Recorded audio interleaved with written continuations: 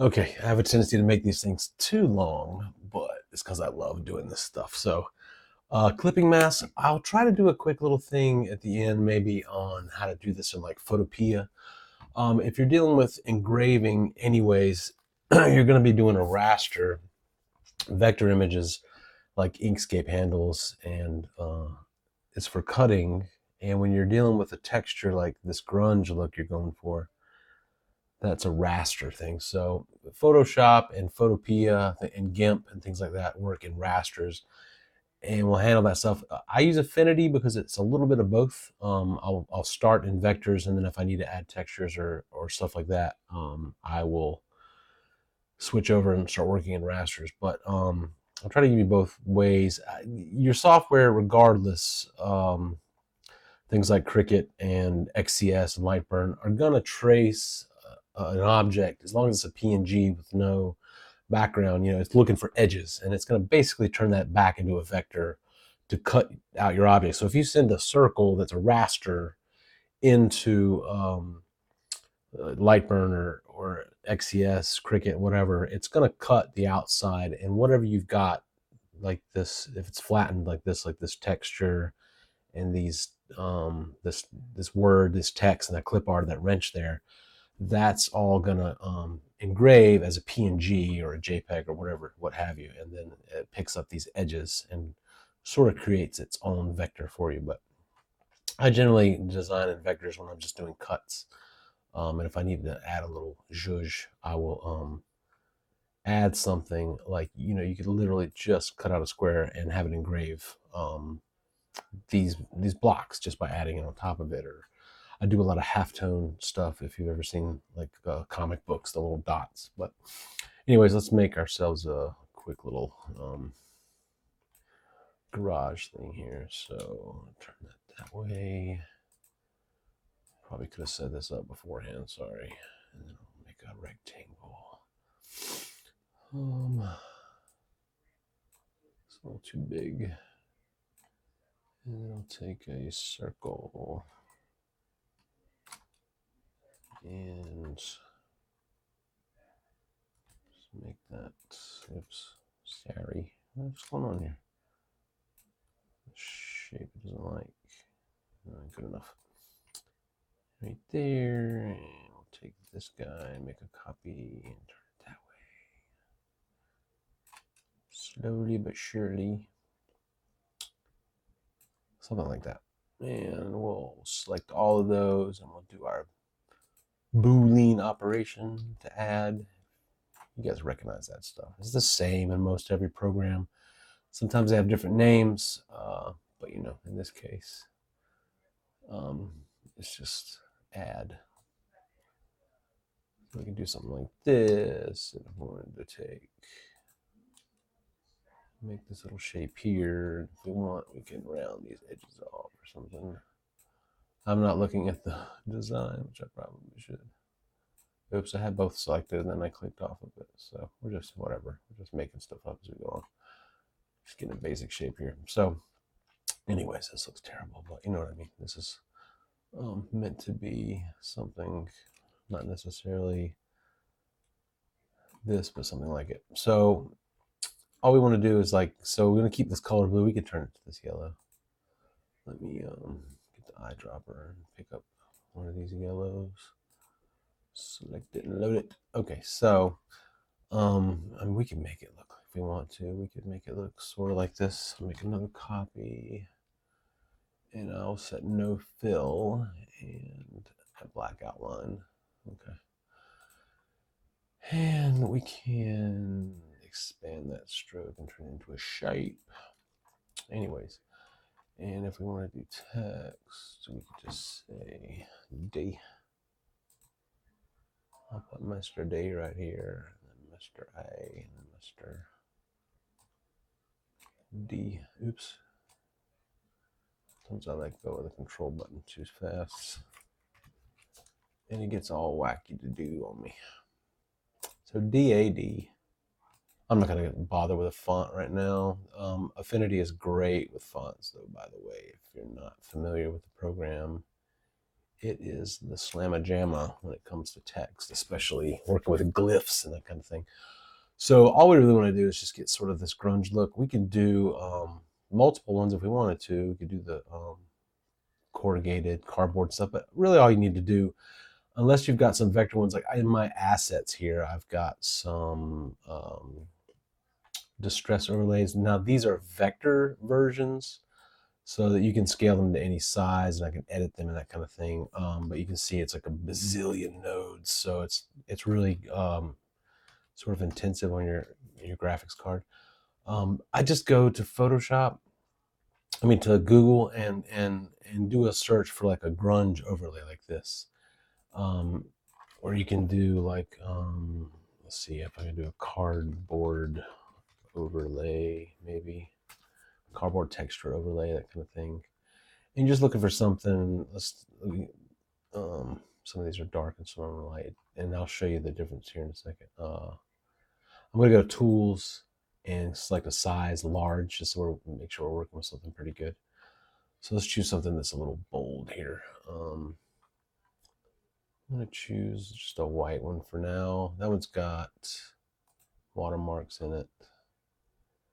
You'll find some that don't. If you're working with some software like Affinity, we can actually use this one because we won't use all of it. This part down here, we could cut it off also. But if you're working with a program like Affinity and some other programs, there's actually, in addition to the assets that you create, you can go to stock stuff, and sometimes you can find texture. And these are all free and ready to use. You've got Pexels and Pixabay and some vectors, but yeah, you can just find lots of different marble textures and stuff, bring them in. They're gigantic, really nice files from photographers and that kind of stuff. It's all included in the software, but this is a nice one. I like this one, this rust. So if I start working with this one for now, the problem is this one's got color. I'll show you what happens when you use a black and white one, which is kind of ideal for this kind of stuff. But I'm basically just going to move it roughly over my shape here. And in the layers panel over here, I'm going to move it to the layer just above my shape that I want. It doesn't have to be necessarily right now, but it's just for my, for visual. And I'm going to drag it onto the name of the shape below the curve. Now in something like photopea or Photoshop, you're going to right click and it'll say create clipping mask. And like I said, I'll try to show you at the end how that works, because photopea is free.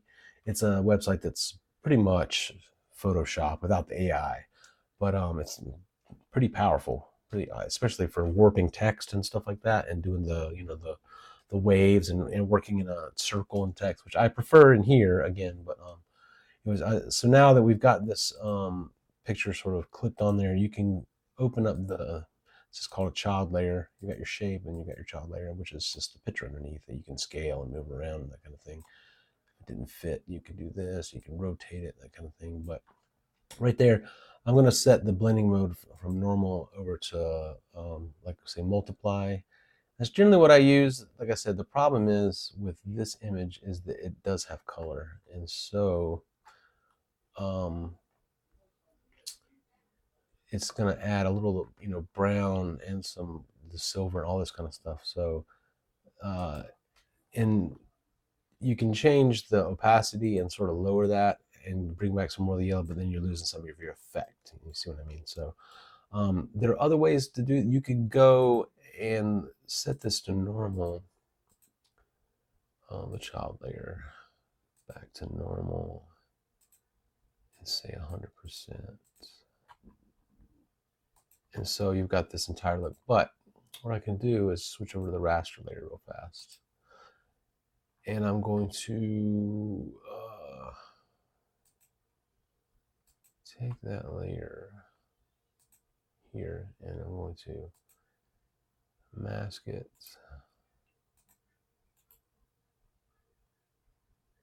Actually, I want to delete that. Oops. I want to hold down the Alt key and make a reverse mask. So it's black, it's hiding everything underneath. If I take a white brush, paintbrush, then I can paint back in that effect if I want to. And you'll see underneath my brush, everywhere that I brush, it's going to go. So it's going to reveal it, white reveals and black hides. So here's a masking brush. I can go, it's like some texture here.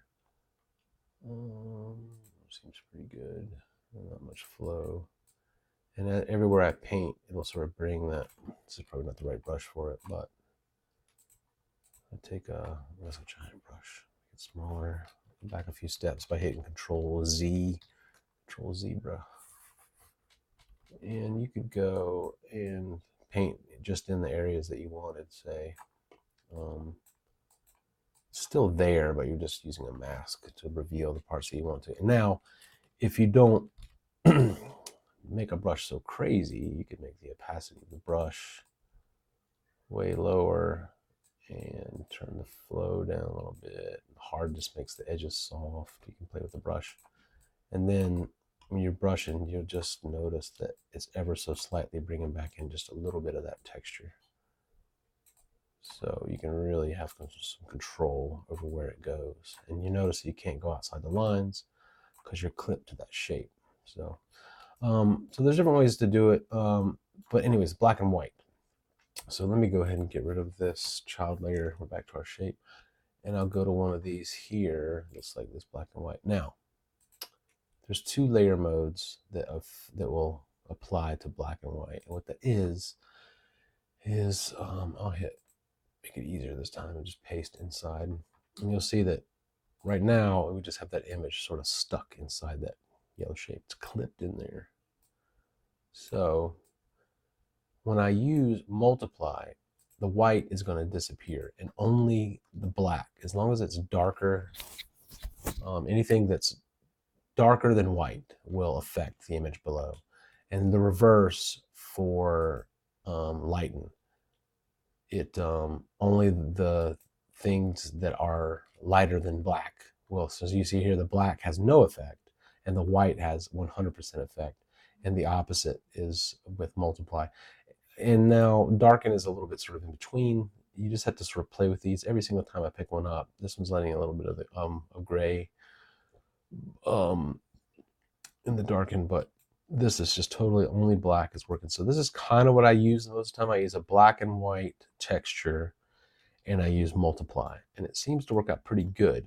And so you see you got this here now. I don't have it applied right now to this black part. So if I wanted to affect the letters, what I would do is, first of all, I'm going to take these three letters and we're going to combine them.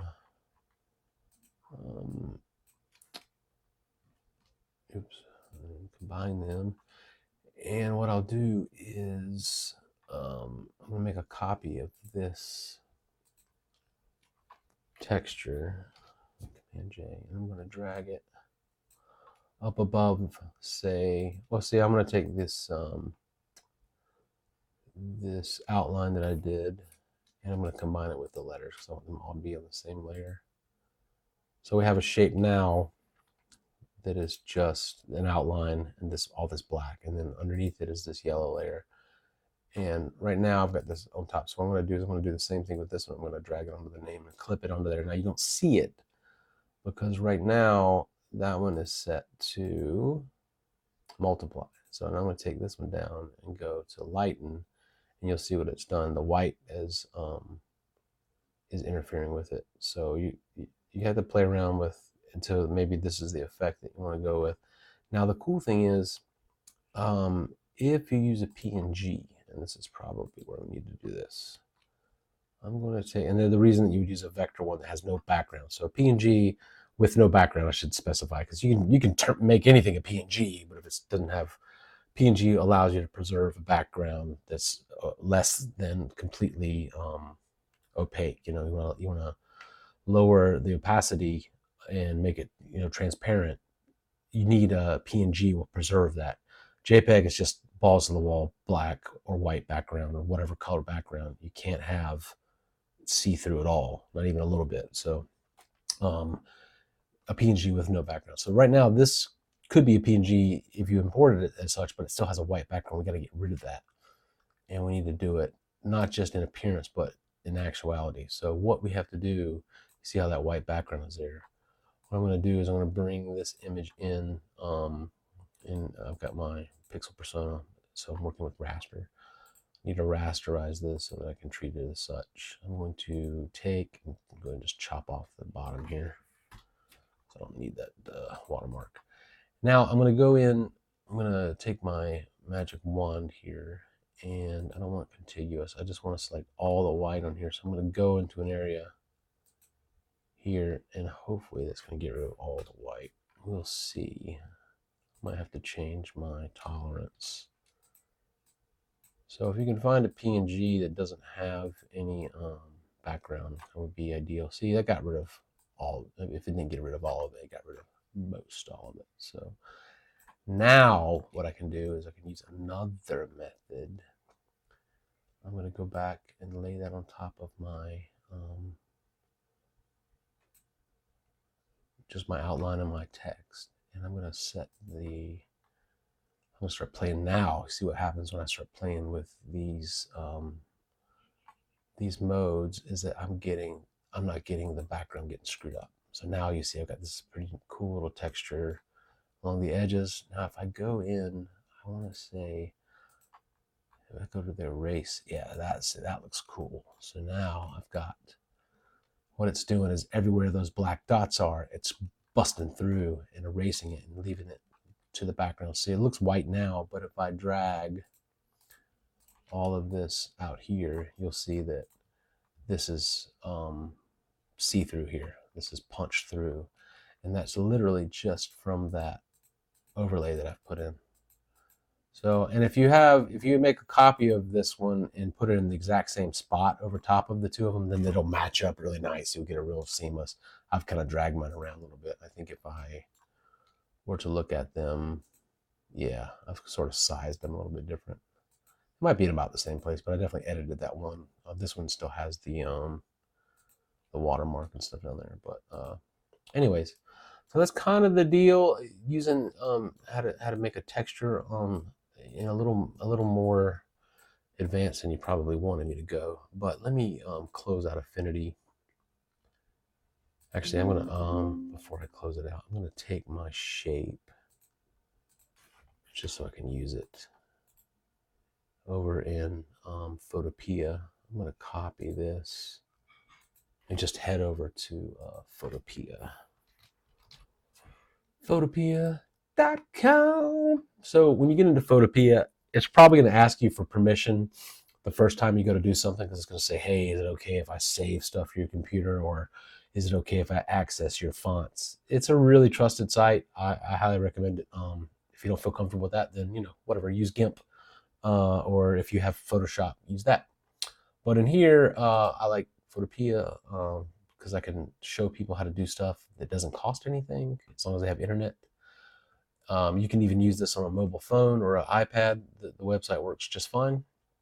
You can't print directly from it. You can print to a PNG or PDF maybe. You can print to a PNG or save it at least, and then print it however you normally print stuff.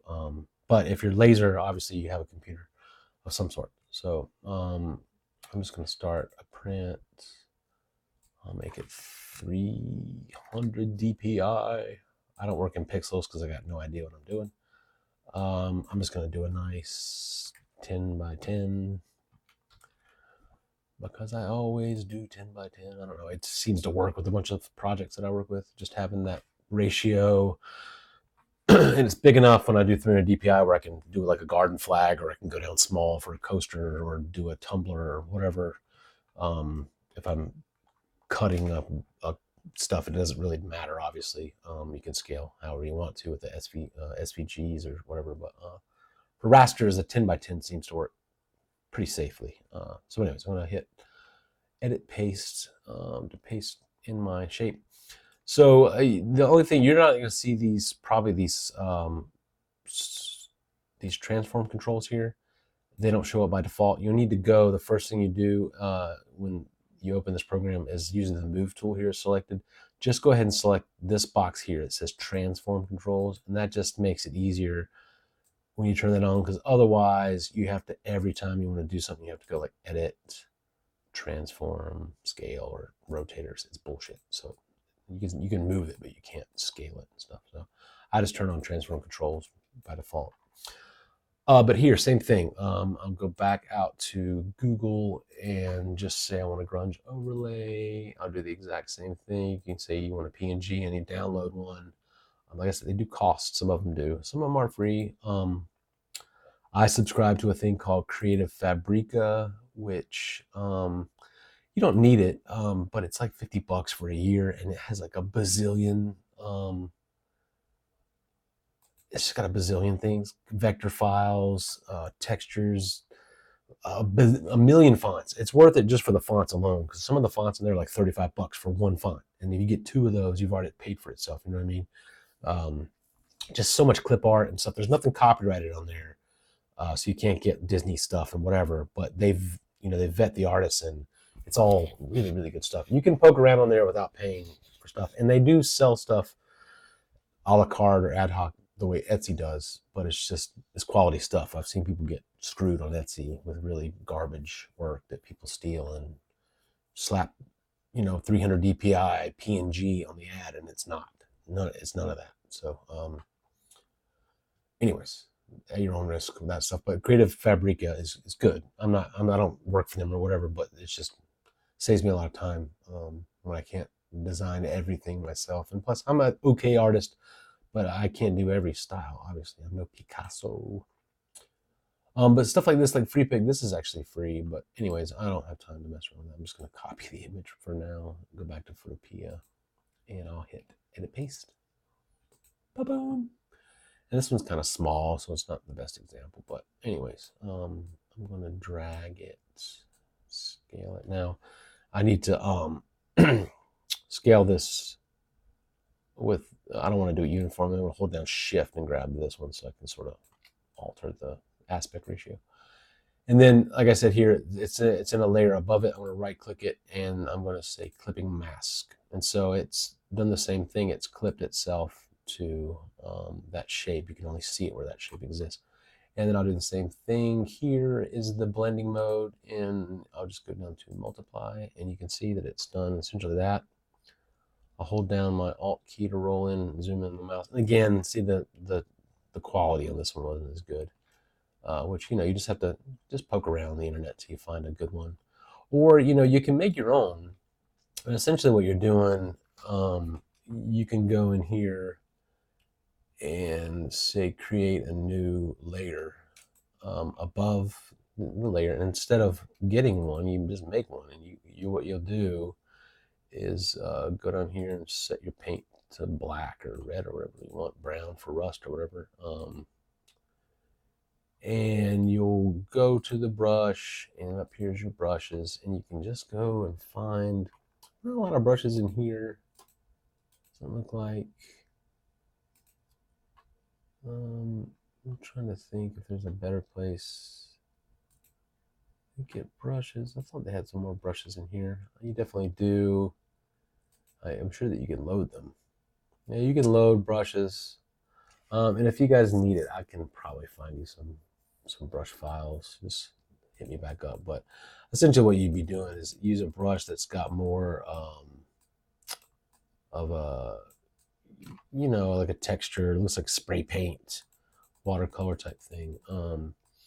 Like I said, you can do whatever you want to. You can do lines and that kind of stuff, or you can put shapes and all kinds of stuff in here. There's a shape tool here. No, the problem is that's going to go on another layer because I can rasterize it and then hold down Shift, select both these layers and merge them. Merge the layers. So now all this is here. If I don't want anything to show outside the lines, I would do the exact same thing. I would right click and make a clipping mask, and then all that stuff is just stuck to it. It didn't damage the shape below, but it's just sitting on there. So whatever you put on there, and if you don't change the opacity, then it'll just be 100% that. So you could go and say search for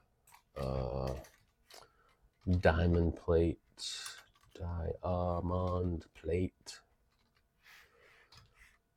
and get a picture of diamond plate. I mean, obviously I'd like to go with high resolution, but a lot of times if you do a search for like HD wallpaper is a really good one. HD wallpapers, not the website, but just do a search for HD wallpaper and then enter whatever it is that you're looking for. You're going to find some good images, you know. And then when you couple this with like some text and like a drop shadow, you can really make some cool stuff very fast. So I'm just going to go hit edit, paste. And then I'll do the same thing. I'll right click this, and I will make it a clipping mask, and now it's attached, but I want to scale that. So I'll go back to my move tool, and I can maybe hover in the corner and rotate it first, and get it here. And then maybe I just want to keep that, I don't want it to be yellow, I just want it to look like diamond plate. And you could engrave this, you gotta, a lot of times, before you engrave something, you're probably going to run it through a filter or an image or something like that, but you can do a smart filter in here and turn it to black and white. And it's hard to tell with this image only because it's, diamond plate. But that'll get you an idea of, give you an idea of how sort of, what am I trying to say? How much contrast you have, because a laser really, black is like 100% power and white is like no power, kind of the way it runs, so you need some differences between your colors, or it's going to look like crap. If you've got, like, say, these flowers, if I right click these, and again, I'm going off on a tangent. I hope you've turned this video off by now, but when you bring in something like this, and again, I'll make it a clipping mask, and you could make the flowers fill up your whole arrow, and you could go and try to engrave this, and it might look really cool. But I always double check, because this is non-destructive. But if you go to black and white, you're going to see that you have a lot of contrast between this daisy here and this black behind it, but not so much like, say, right here. You've got these grays and stuff that are all pretty close to each other. So you might want to play with, some sliders. See, I just brought some real contrast to the center of some of those flowers, whereas if they were lighter, you're not going to get that look that you're going for when you go to engrave something. See, if I made too much dark by darkening those magentas and I bring them all up, maybe it's too light. Now you got to find like a place where you can sort of see some definition in between your objects. Like that kind of ruined a lot of the detail. It brought some in other areas, and this is again where some of this graphic software can help you out. You can use these automatic sites, but sometimes a hand is what you need. Now watch this. So if I like what it did here with these flowers in the middle, but I don't like what it did to these up here, right? So what I can do is make the contrast crazy right there. But what I'm going to do here, I'm going to click on the mask. All right. This is this area here. So here's the black and white layer. I can turn it on and off. It hasn't affected my image at all. It's non-destructive. But if I take this, click on this part here, this mask, white means it's all showing right now. I'm going to hide some of that. So I take my brush, it's set to black, and so that's going to be hide. I'm going to take just going to get a regular big brush here. And okay, I got rid of my black and white. So I could just totally paint that out and say I don't like it there.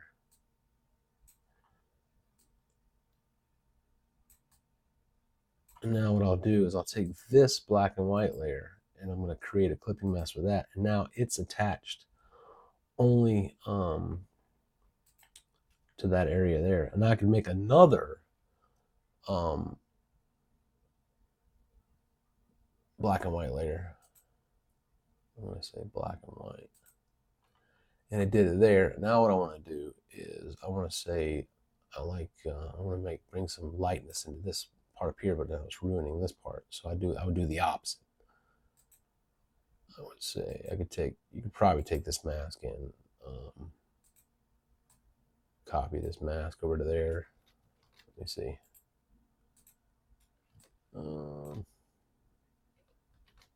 Don't do that.